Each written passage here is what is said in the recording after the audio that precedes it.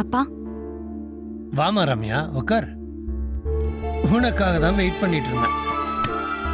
ரம்யா, அடுத்தது என்ன பண்ணலான்னு இருக்க? அப்பா, தயவு செஞ்சு கல்யாண பேச்ச மட்டும் எடுக்காதீங்க. அட, நான் உன் படிப்பு விஷயத்த பத்தி தாமா கேட்டேன். நீ தான் ரம்யா ஃபாரின் போய் படிக்கணும்னு ஆசைப்பட்ட. நானும் சரின்னு சொல்லிட்டேன். கடைசியில என்ட்ரன்ஸ் எக்ஸாம் மிஸ் பண்ணிட்டு ஃபாரின் போக முடியாதுன்னு வந்து நிக்கிற.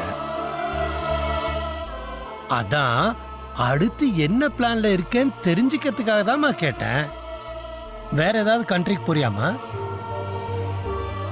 என் ஃப்ரெண்டு கூட சொன்னான், பிரான்ஸ் இல்லைன்னா லண்டன், கனடான்னு நிறைய நாட்டுல நம்ம ஊர் ஆளுங்களுக்கு படிக்க சீட் கிடைக்குதாமே. அதுல ஏதாவது ஒன்று ட்ரை பண்ணலாமா? ஏன்பா, என்ன இங்க வச்சு உங்களால சமாளிக்கவே முடியலையா? ஏமா அப்படி கேக்குற?